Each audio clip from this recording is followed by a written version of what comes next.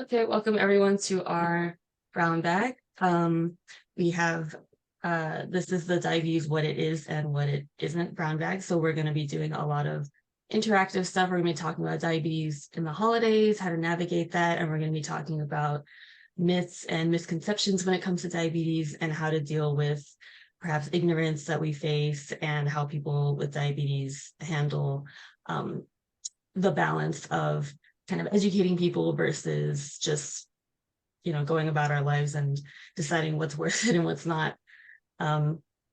So again, this is DPAC. Our mission is to ensure quality of and access to care, medications, and devices for patients living with diabetes, and to educate, inspire, and empower patient advocates, as well as lawmakers toward meaningful action on diabetes.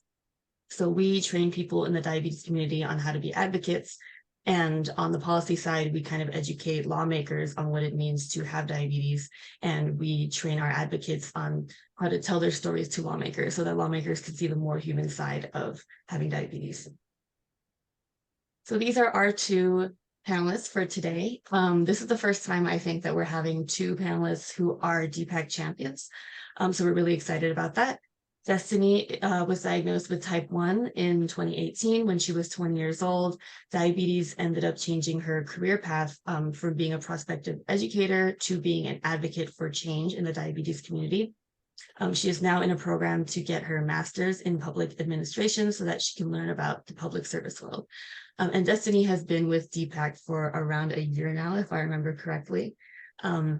She was very active on our social media, so I reached out to her and asked if she wanted to be a champion. And of course, she was very gracious for that. And Joshan lived with type 2 since 2016 and type 1 since 2018.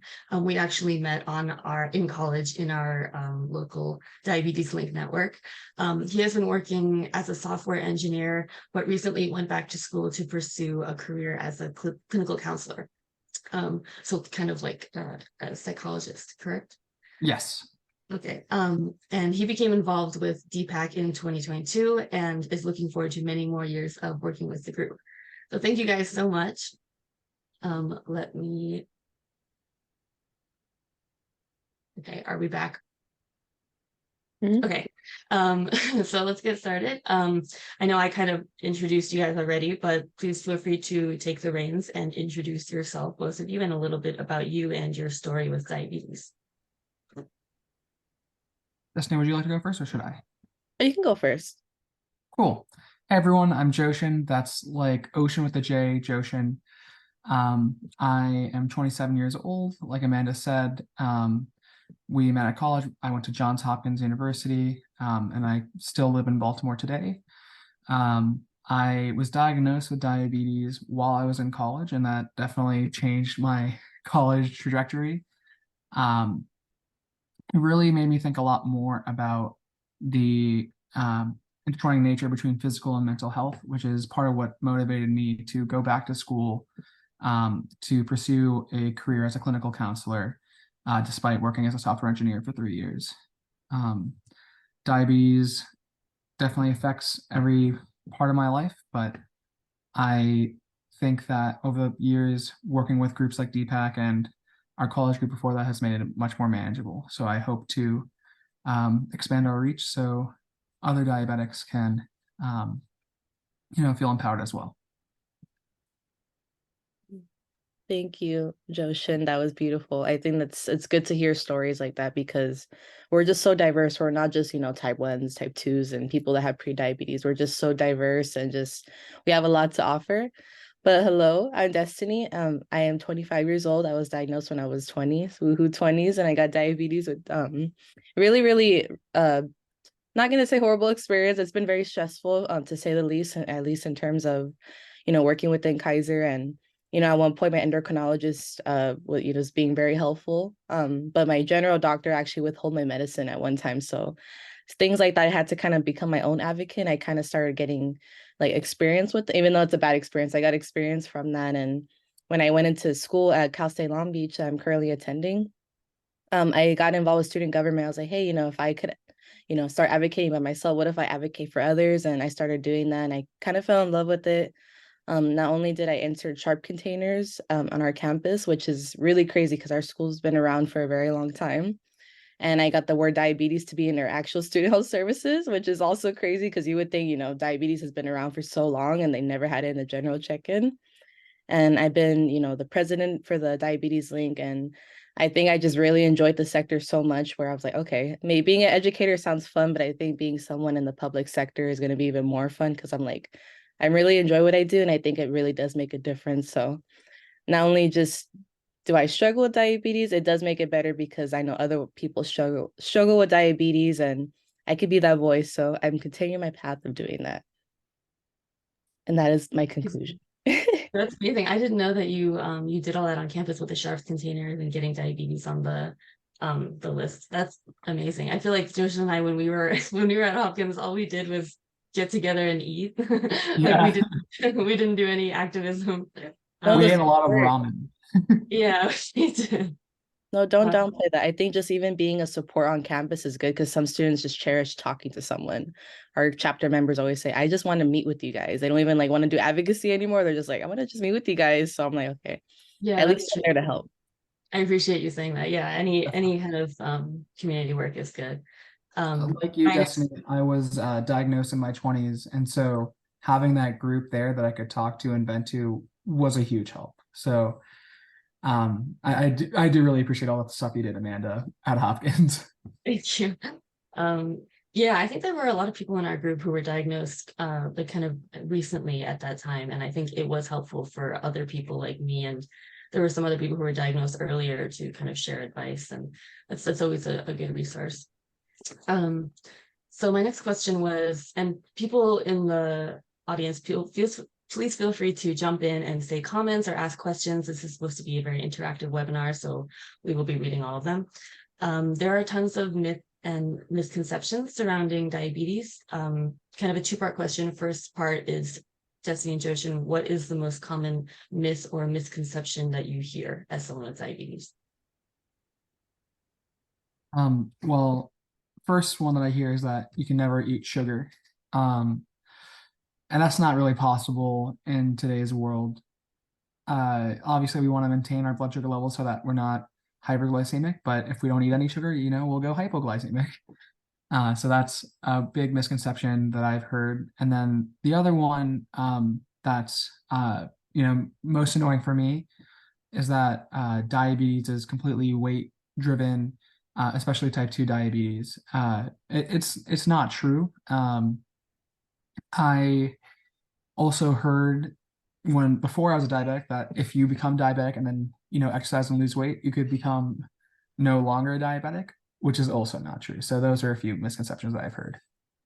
Yeah, there's a lot of stigma, particularly around type 2, and that's also true within the diabetes community, that there's a lot of internalized stigma where type 1 versus type 2, it's kind of like the good kind and the bad kind, and that's really Definitely. Yeah, just to piggyback on that, definitely the whole sugar aspect has been such a big myth. Diabetics do not eat sugar.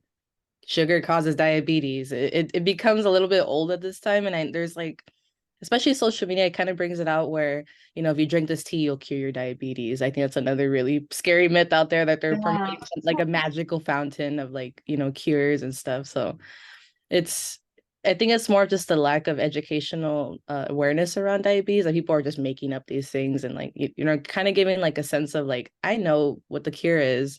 I know the resolution, lose weight, try this new, tea and you could lose weight and you could get your diabetes. It's not true. Yeah, I mean, I also encounter a lot of because I'm Korean, there's a lot of Oriental medicine that's kind of, sometimes there's points where it gets to the point of you can cure your diabetes if you do this, and I'm just well, we have to draw the line somewhere. If that's not gonna happen. Yeah, my grandma often tells me, if you just grind up some bitter gourd and drink that, you'll no longer have diabetes. Yeah, it's frustrating to hear because it's well, that's not gonna happen. So you're kind of just rubbing it in my face a little bit.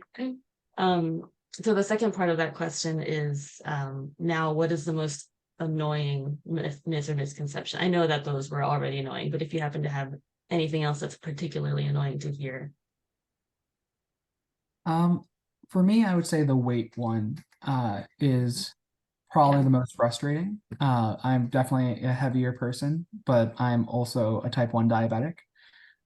Most people assume that you can't have type 1 diabetes if you're heavy, because the stereotypical image of a type 1 diabetic is, a very skinny person, because it's hard for us to absorb nutrients when we're hypoglycemic, um, or rather hyperglycemic. But I I've learned through the years that, you know, weight sure might be like a part of the puzzle for type 2 and type 1 diabetes, but it's not the whole story. I At my lowest weight I've ever been, I had my worst A1C. So it's not always a 1-to-1 ratio. Correlation, not ratio. Yeah, there's so many different things, like you said, that it myths that become very annoying, but I think that I just lost my train of thought. It was a good one too. I was just thinking about it. I I think diabetes is just not a. It could happen at any time. We don't self-inflict it. I think that's where I was going with. A lot of people do say, "Oh no, you cause your diabetes." I'm like, how does that even happen? There's little kids that have diabetes. I'm like, did they cause their diabetes? Like, you have to look at just the overall picture. Like, there's just so many factors, like you said, that just play a role, and it's not just one.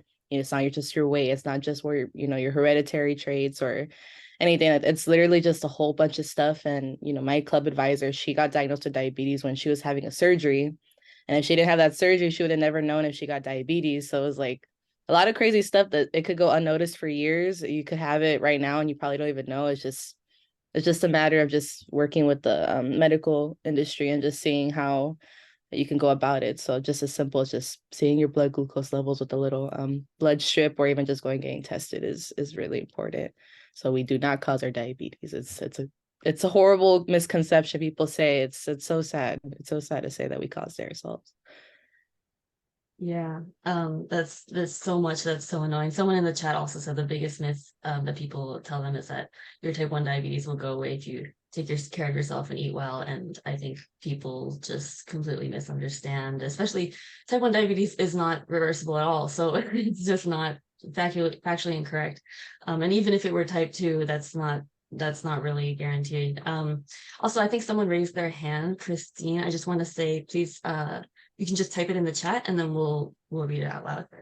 I The see a next question question. from Barbara. Should we answer that? Oh, was that a question? Sorry, I misunderstood. Is it They a were common? asking, is it common for a person to start out diagnosed type 2, then a few years later change to type 1? I wouldn't say it's common. There are definitely cases of it, I being one of them, but it's not super common. It is definitely possible for someone who has type 1 diabetes to be insulin resistant. And it's possible for someone with type 2 diabetes to have the antibodies that type 1 diabetics develop. And then there's a group that, just full on has both. So it really varies person by person. And I think more research has been coming out in the last few years studying these unique forms of diabetes. Mhm. We also had a question. Destiny mentioned advocating for diabetes with campus health authorities. And this person wanted to know, what kind of education did you have to do to get those changes made, or was there much resistance? There was very much resistance. So I'm not gonna lie. I think in the field of government it could be very political. I had a lot of support when I was trying to get the sharp containers from the disability center on my campus.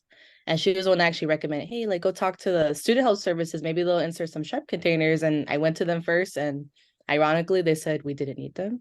They said that we had our own supplies to actually dispose of our sharps. So after like maybe 10 minutes of a Zoom call, I just hung up and I'm like, okay, now we got to find another revenue of who will listen.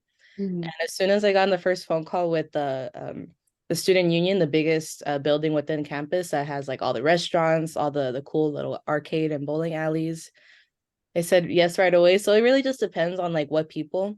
I would say it's more of like a connections based thing. So I Mhm. wasn't really trained in the field of government. I just took a student government role when I was still like a teaching major. Go teachers. So I was learning all that stuff along the way. And then once I got to do that, I started getting more involved in like the disability center. Say, hey, you want to be an advocate for health, for students with disabilities in the health sector? And I kind of just like flew out from there. And now I'm the president of the actual chapter at Cal State Long Beach, and I created it for the first time. So it's more of like a step-by-step process. And I think anyone could be an advocate. It takes a lot of resilience for sure. And it takes a lot of just connection routing, if that makes sense. That's amazing. Yeah, that's really inspirational. I feel like that anyone could really do that, and it just takes the person themselves to tell their story. That's kind of our whole thing at DPAC. So I really appreciate you saying that. Um, before we answer some more questions, I just want to get through some of the questions we have prepared. We know just again around the topic of myths and misconceptions, we know that people without diabetes can sometimes police what we eat. In addition to the myths and misconceptions, what is some common unsolicited advice that you often get, and how do you deal with situations like this when it's a stranger versus when it's a loved one who means well? I try to assume good intent no matter what.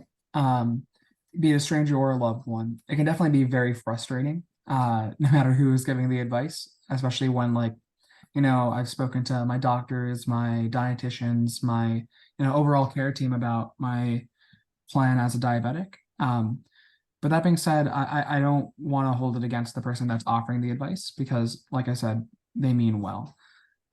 So oftentimes I'll just say, oh, thank you. Like I had actually talked about something similar with my doctor and we're trying to implement it. Or I'll be like, oh, I'll read more about that. How about you send me an article and I can do some reading. So I do that for strangers. And then for loved ones, depending on how, off base the suggestion is, I'll either, just do the same thing where I'll like send me an article or I'll talk about the actual education that I've received from my diabetes trained dietitians or my endocrinologist, and that usually works well. Again, like it's very scary for not only the diabetic or the person living with diabetes, but also the family of the person living with diabetes to have such a tough chronic illness. I come from a family of problem solvers, and so I recognize that they just want to make my life as good as possible. And it's really tough for them to not be able to solve this problem. And so I try to go in with that lens when I talk with them about it. And that helps, the conversation be less hostile and more fruitful for both of us. That's a good way to put it, because I agree. I think our family and our close loved ones, friends, they do have good intentions. It's just sometimes it's kind of hard to explain when they don't have it themselves. So it's like, I want to tell you everything it is about diabetes, and like I have no clue what you just said. Like I just heard diabetes and then everything just went out. It was just so complex. So I try to approach it just as an educator. I was in the education field before, so like I kind of have a sense of like how to navigate. Everything's a learning lesson, everything's a learning opportunity. So I try not to like, get, upset or anything, because I think if you help one person, they could probably help others and kind of spread that education that you gave them. So I see it more as that. There are times in my family I'm just like, okay, like please just give me some space. After we talk, I understand that, we live together, we see each other often, but you do have to respect, just like my overall, mental health, because it does take a toll on your mental and having to explain it so much, I think, especially with strangers, because you can't really, you don't really know who they are. So just like keeping it simple, keeping it brief, and just helping them out. I know when I was tabling at our school, there was a person that literally went up to my table and said, hey, why do you have candy? You're diabetic. It's like a candy bowl that we had for tabling. So just as simple as, we need sugar for when we do get low blood sugars. And I just kept it simple like that. And he just smiled and he just walked away with the lollipop. So just as simple, just keeping a smile on your face for a little bit. And if it gets to the point where it's not a winning battle, just let it go. And just say you did your part, and the education knowledge that you just spent on someone, it will follow somewhere. It will stay in their head for a little bit. Yeah, and just want to shout out just everyone who has diabetes, because it takes a lot of patience. not just with family members, because sometimes you're adding to what they know. You're kind of helping them on their journey of being an ally, or a source of support to someone with diabetes, but also strangers, because every time you're talking to a stranger, they're hearing it for the first time. So you kind of have to approach it as if you're telling, the same exact story over and over. And I think strangers also don't realize that we get this from strangers a lot, and how odd that can be sometimes. Like, why are you talking to me? But yeah, it just takes a lot of patience. And on that note, people with diabetes often feel the responsibility to educate others when they make ignorant comments. And it's also important to protect your own peace, and because living with the everyday demands of diabetes is already hard enough. So how do you kind of find the balance there? Big question.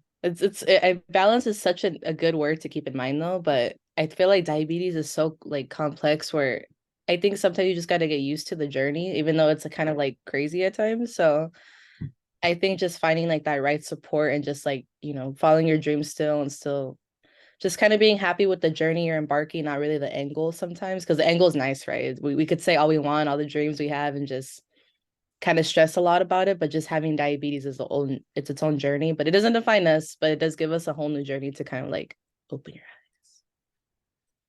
Yeah, I think this comes back to, balancing mental and physical health. When my mental health isn't great, my physical health gets worse. When my physical health isn't great, my mental health gets worse. Yeah. And so I think it's very important for everyone, but especially in people with diabetes, to seek out mental health resources, be it, group support or a therapist, or whatever it is, psychiatric medication, because without one, you lose the other. And so I think that the only way to achieve balance is by, always making sure your house, meaning your mind, is in order. Yeah. Mhm. Yeah, I think people underestimate the effect that stress has on blood sugar, like just whether it's cortisol levels, or whether it means that, like, if you didn't get enough sleep last night, maybe your blood sugars are more haywire, or if your eating habits are different today, like maybe it'll make your blood sugar go in an unexpected direction. Like, there's so many aspects of it that are really so tied to mental health that people often neglect. Definitely. Yeah. Stress can, increase your blood sugar. Yeah, just that alone, just the cortisol levels. Yeah. Yeah. Antidepressants can impact your insulin resistance. Mhm. And, just so many other ways that everything is intertwined. So, just do your best. And yeah, be, I guess the most important part is to be forgiving of yourself. Like, if Mhm. you have a mess up, or, you dosed a little bit later than you should have, or stuff like that, give yourself that empathy that you'd give others. And so I think that's a really important way of, traveling or like going about your life as a diabetic. Mhm. Yeah, type 1, I mean, not type 1, I mean, all diabetes is the kind of condition that kind of gives you the illusion of control. So you think if your blood sugar is high, it's directly because of something you did. If your blood sugar is low, it's directly because of something you did. It's kind of a reflection of your performance, but it's really not. It's a reflection of so many factors, but it's so easy to like kind of quantify it and be like, oh, well, I failed today, or I succeeded today, or I was good today, or I was bad today. But it's like so much more than that. And it's important, like Joshan said, to like give yourself a little bit of leeway and be forgiving. Yeah. One thing I kind of touched on this earlier, but people with diabetes can be hard on each other within the diabetes sphere. Have you guys had any experience, or how do you manage diabetes competition, or kind of like the discord between type 1, type 2 communities, or people who are really quick to tell you what their numbers are, or anything like that? Joshan, you smiled. Is there something that you want to talk about? Yeah, no, a lot of type 1s can be really toxic towards type 2s. Yes. And there's no reason for that. We have, somewhat similar diseases, but they're different at the same time. But I don't think that we should beat down on any person because they have a different disease than us. As someone who has both, I'm in an interesting position of, like, having type 1 friends who, maybe don't realize that I also have type 2, and they'll say some things that, aren't the nicest. And I think a lot of this comes from the stereotypes that the general populace holds about diabetes in general, especially that it is weight related and that it's something that you inflicted upon yourself because you ate too much sugar. And so I think the best way to try to help the discourse amongst diabetics, especially between type 1s and type 2s, is to, push these education efforts to destigmatize diabetes amongst the general populace, so that type 1s don't feel like they have to strike out and say like, no, I'm thin, I didn't do this to myself, it just happened because of my genetics. And hopefully then, they will feel less of a need to I guess distance themselves from type 2 diabetics. Yeah, there's a lot of them. Yeah. And I think the most important thing, if you're a type 2 or type 1 or whatever kind of illness you have, even if it's not diabetes, you're not competing with anyone else. You're just trying to live your own life, live your own journey. And so do what's best for your own health. Do listen to the advice that your care team gives you, and just try to live your own life. So yeah. Yeah, thank you so much for that. Oh, sorry. So were you talking about something?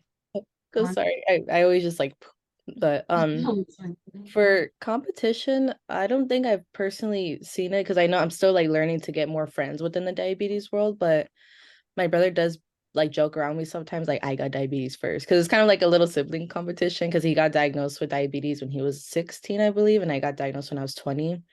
And I think just like the comparisons, like I got diagnosed when I was really young, it's a way different experience compared to someone that, was an adult or even later in life got diagnosed. So it's not more of a competition, but it brings out like, hey, like what was life like having diabetes, and what was life growing up with diabetes? So it kind of brings like cool topics to talk about, because that's something that like those experiences help in like in understanding each other. Because as someone that was diagnosed when I was 20, I was like, wow, I could imagine, being a diabetic when I was younger. I don't know how I would have navigated that. So it just brings like more question, if anything. But my brother always jokes at me. He's like, I got it first. I was the OG. I was like, okay, you are, I promise.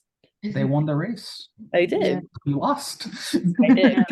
This is also partly why it's so important to kind of like tell your story, to get more different stories out there and get people more exposed to like, people talking about it, because they just have this idea, based on one or two maybe celebrities or stories they've heard, family, friends, whatever. So we only have 2 minutes left, but we have a couple questions to shift gears to holiday time. We might go over, so if you have to drop off at 10:30, that's fine. But holiday, what are some things you make sure to keep in mind as you navigate the holiday season and all of its decadent food and drinks and activities and schedule changes, and traveling with diabetes? You will go high and you will go low. That's just gonna happen. And be mentally prepared for it. Don't beat yourself up over it. It's your holiday too. To try to lessen the effects, I always try to do walks in the morning and like be active throughout the day. And that helps lessen the effects, but it's still gonna happen. And that's okay. Just treat it like any other day that you have a high or a low, and it'll move past. And hopefully when you look back, you just remember the fun times of the holiday and not the fact that, you were at 250 for like an hour. Yeah. Also, everyone, feel free to, if you have anything to comment, say it in the chat and we'll read it out loud if you have any advice. Destiny, were you going to say something? Yeah. I'll try to keep it simple to the point, and also address a question in the chat, because I think that one's a really nice question. So Yeah, I see some great questions in the chat. Yeah. 3 wishes for diabetes, especially during the holidays. I would love for me to always keep my traditions and not, me spike up. I mentioned that as a Hispanic Latina, I do have like pan dulce during the holidays, and I try to like keep those family traditions. We have a whole bunch of sugary snacks. When I was younger, it was like a table full of candies and like all these sugary things. And my grandma was also diabetic too, and she only half of it though, not me, because I eat the whole thing now as I'm older. but it just, I would never forget where I came from. And like, I would always keep those traditions because we have the medications to, to regulate that, right? So one wish is to always keep those traditions, and to always encourage my family and like the future generations to always just indulge in your traditions, never lose sight of who you are.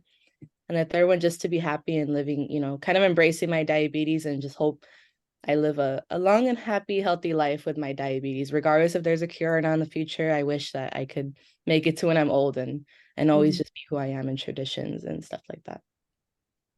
That's so sweet. I feel like emotional. Like, Oh. thank you for sharing that. Um, one more question related to the holiday times is what's a food that's surprisingly hard on your blood sugar, both in general or specifically in terms of holiday food? So over the holidays, my family tends to travel a lot to uh, other countries. And so for me, it's just, any food that I haven't encountered before. Yeah. Uh, I feel that that's one of the harder parts about being a diabetic, is that you want to stick to the same foods because you know how to dose for them. And so when you encounter something new, it's always a little bit tricky, especially when they have, sauces that are a bit more carb heavy than you anticipated. Mhm. Yeah, And sauces are PB and great. J. That Yeah. Yeah. Um, Justine, were you gonna say something? The question was, what foods, right? That Yeah, yeah. So many foods. Like I said, the sweetbread that we eat is it's a lot. The one I like particular, it's literally just it's called rabanda de mantequilla. It's a bread with butter and a whole bunch of sugar on top. Again, someone that looks at me and they think, they see I'm diabetic, like, what the heck are you doing? You're eating the whole thing. Super amazing. We, hot chocolate, we champurrado, a lot of sugary stuff for the holidays. So again, a lot of those, and beans as well. Those spike your Mm. sugar way up, and those are my favorite things. So Yeah. I just try to bolus at least 40 minutes before, when I know I'm going to eat like those kind of stuff, because it does take a while. It does make a big toll after you eat, because you just feel like, wow, I am just hyped up on sugar. So I just got to bolus a little bit more earlier, if that makes sense. Yeah, definitely. Yeah. Yeah, there are a lot of like surprising things. Like a lot, and also the fact that we're also eating a lot, like a huge quantity of food makes it hard because then it's like you have a second rise later again. Um, I wanted to address one question in the chat that's kind of just relevant to DPAC, if you don't mind. Someone asked, what are your thoughts about the therapies to delay the onset of T1D? And this is like new research that's coming out about the capacity to delay the onset of type 1 diabetes to get screened for it.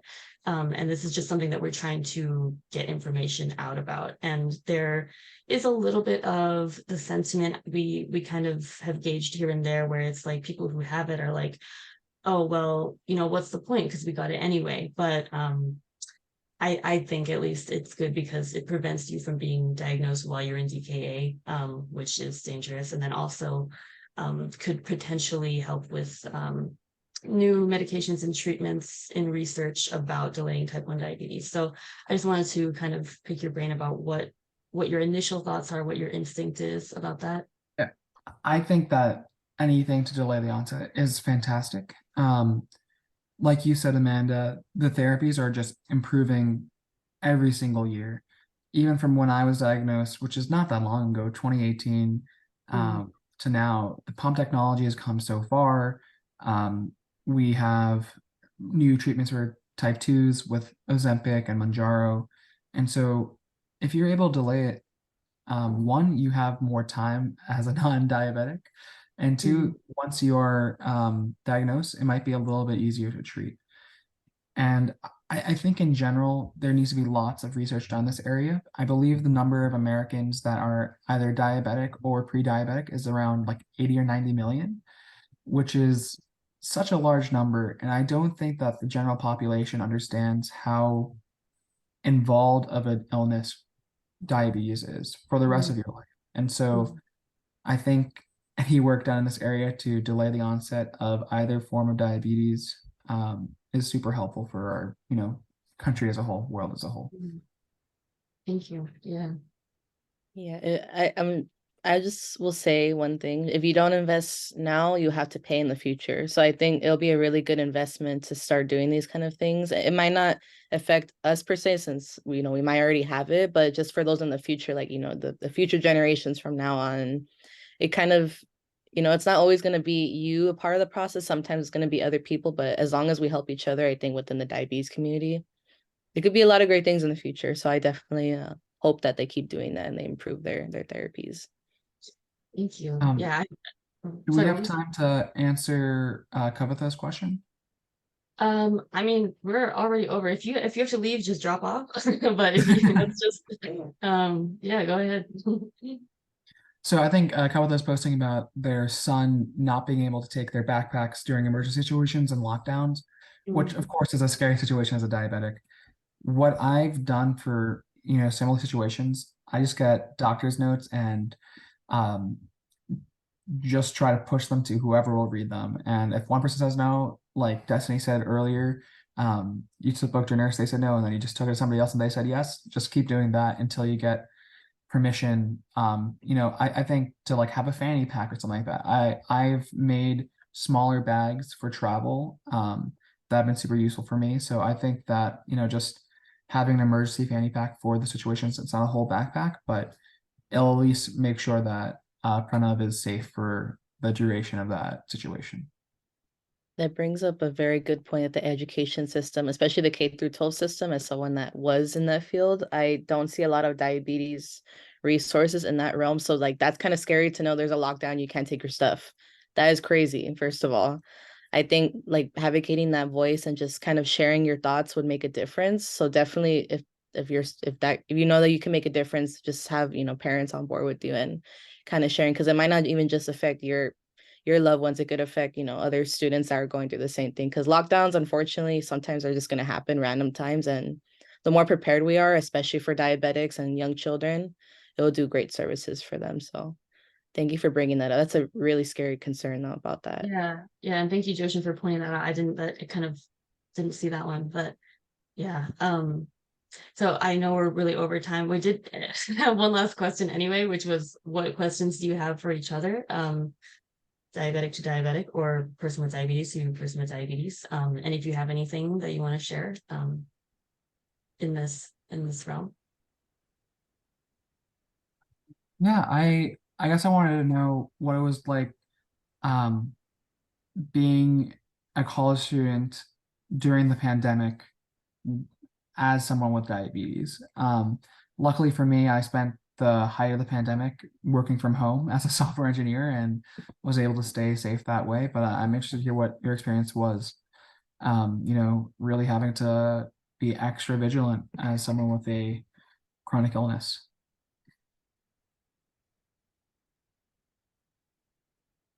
Who was the question directed to? You.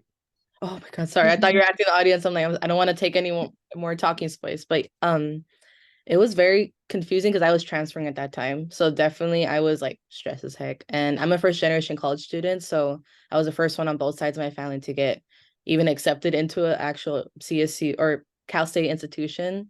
And it was definitely very stressful. And again, stress does take a big toll on your overall health. So it was a struggle. It's very scary. I virtually got to see my campus. I never really stepped foot in like a whole tour. So it was really nerve-wracking. So it makes me think of how young children navigated the COVID pandemic, especially type 1 and type 2 diabetics and pre-diabetics.